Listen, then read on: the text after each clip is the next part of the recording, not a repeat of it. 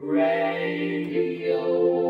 So it's putting words Crafty's to... music tips. Just like that, you know? That's fantastic. That's going to be a new intro, surely, for every video. Am I going to get royalties? Crafty's music tips. Alrighty. Hello, Darren. We're going to talk about Radio Gaga, which, in contrast to this guy that used to work with Andy Seymour in radio, would say Radio Gaga. So let's not say that, shall we? So the song was originally inspired because his son said Radio Car, because he heard a song on the radio that he thought was and he thought, oh, this is really cool.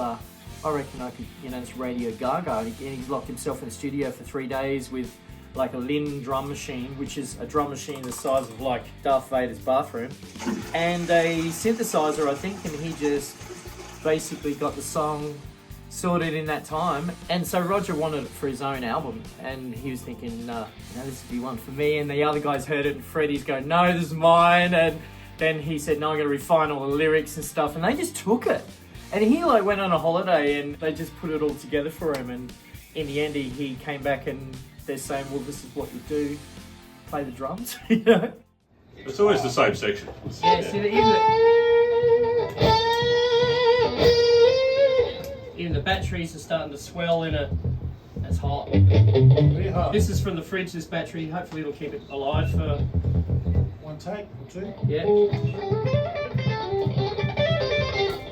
So what was the impetus behind this song versus, say, I Want to Break Free or, 50 billion other Queen songs? Well, Live Aid's 40th anniversary. And so that's just gone by. And I love Live Aid. I've got the DVD, I've watched it a ton of times, and this is my favourite performance out of the whole thing.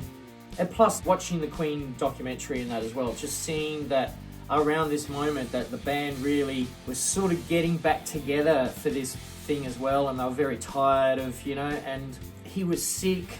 Knowing all of that as well on top of the amazing performance.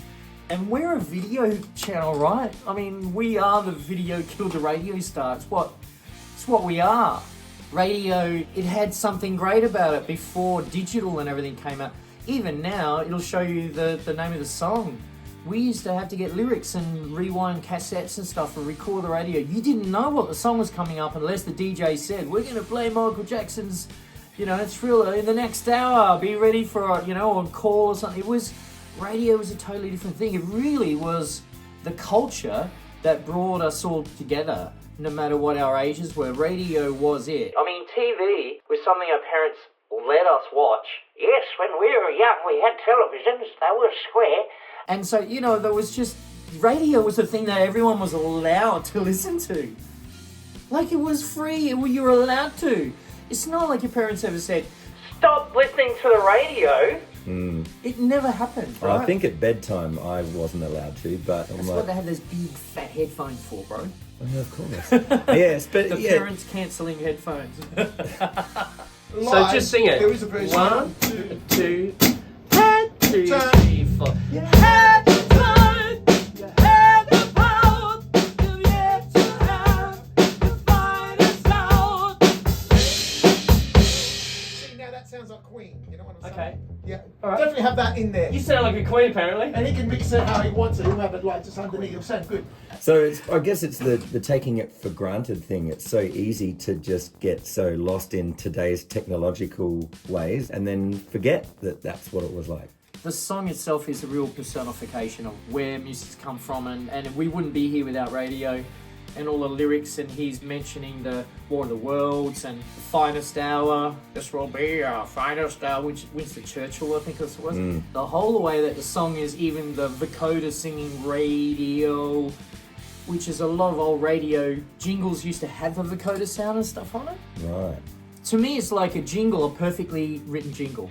Someone gives you a brief and says, I want it to do this and say all these things, and they've written the song perfectly to say what it does. Hey, so Darren, firstly, before we demonstrate what we're about to demonstrate, The wonderful. Calisthenics or something. Oh yeah, please. The wonderful gentleman that is playing Rob is Vorel. Rob, and so it was lovely to walk in and just go, oh, that guy from Derringer's Music that has been there forever. Yes, He's a that's bit right. of an icon. Rob did bring his own keyboard, right? So he learned his own sounds, and there was just one thing that I needed to do was to give him a vocoder. Yeah. And I had the Bose sounds here on that, and on the top I had the vocoder. A vocoder is an old synthesizer from the 60s or 70s, where you sang into it or talked into it, and your sound made the sound. So radio. That's great. Hey, so basically, what you're doing is you're whatever the notes, notes. whatever notes that you are playing is. Radio. So you had to play those chords. Yeah. The G minor and not the B flat, but the G minor and the F. That's great. And you just happen to be singing in tune with it because you can't help yourself. That's right. Yeah. Radio. Yeah, but it's whatever that's doing. Yeah, that's We great. actually worked out that the word radio sounded better. So if you hear that in the background, he's sort of going, and Rob doesn't sing, so you can hear him go radio a little bit. So a little bit of an Aussie accent, mate. You know. Oh, that's beautiful. Radio. If you've ever wondered, how do you listen to your mix in order to be able to check, is the vocal at a good level and the guitar's, too loud? Jan or me, come into this space. Hello. Come on, man. I was about to crank the song. What are you doing? All right, let's do it. Let's crank it. Shut the door. You got to get the acoustics correct. Yes. All right. The SUV mix. Thank you, Bose and Mazda. Oh, you can really hear that Mazda tone.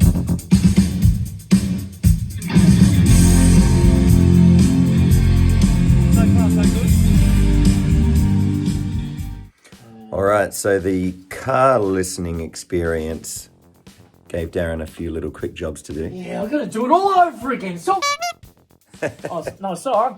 You filmed Hello. me. Yes, a couple of little tiny micros. And those they're not even really 1%ers, are they? As Matt McNamee says, it's probably 0.1%. But then you add them all together, and it really does actually I come think through it's the wash, doesn't about it? those people with a sort of quirky sound system. Those just few people who are going to go, oh, that doesn't sound real good. And if you work those extra little micro things out, then you'll find that it just works on more systems. Because, I'm mixing up until half an hour when we're releasing, or when I'm popping it up. So I don't have a mastering engineer. He's going to hate me if I'm going to say, I've got another change every 5 minutes. Yeah, that's it. Yeah. Well, so I guess those people then would hopefully change their tune to like, oh, I guess it sounds all right now. That's right, and hopefully, more comments that are positive. That's what I want. I sit alone and watch your light, my only friend through today's nights. Everything I had to know, I heard it on my radio. You gave them all. I've got 4 main plugins on this vocal. There's more than 4. This is the virtual mix rack, which has a ton of different things on it. EQs, that's adding air to my voice. It's a slight compression. This one here, the FG Bomber, pokes it out in front. Then you just got a volume control. I think back here there's a couple more EQs and stuff. Then I've got a separate compressor. So while my voice is going, I just clip the top off and make sure that they all sound around the same volume. So that's just like a babysitter. Up here is telling me how much it's pushing it down by. In case I hit the microphone with a big, that sort of fixes that. And then I've got a gain to turn things up and down because I don't like pushing the fader all the time. And then an EQ for the last, get in the car and notice there's a little bit of encore in the vocals. So it's just so much more involved in. Takes a long time. See, nerds? Nerds are important. So You were a fan of Revenge of the Nerds, the movie, as well as me? Right. Yeah. Just a quick question, Darren. I've been doing the harmony in the... So the... And then the... Do you want me to do that in the first one? No. No. All right. Unison on Just the first. All right. Yes. So, what's that again? Cool. Yeah. So I stay on that all the Yes. time, don't I? Yes. On that F. Yes. Had your time, you had the power, you've yet to have your finest out. Radio. So you're... So are you going up or down? So you He's just went doing down unison. then, didn't you? No, he was doing. But you I were up. was initially going to do unison, Right. but I think I couldn't do it before. But I think I've got it now. I couldn't do another performance outside of that one. We'd done the Madonna track Into the group. Into the Groove, which is the actual version from Live Aid. Right. So that was a fantastic track. Only When You Leave, I think, was also a track that was at Live Aid. And there was also Out of Sight. Out of Touch. Out of Touch, that one.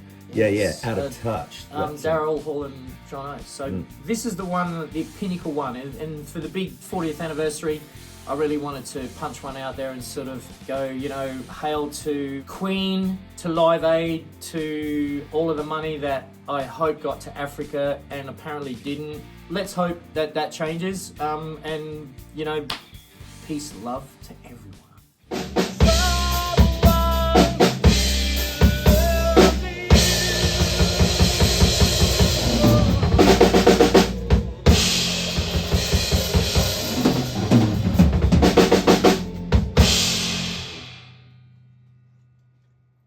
Almost. That's a pretty good one. Yeah. Like one more take off.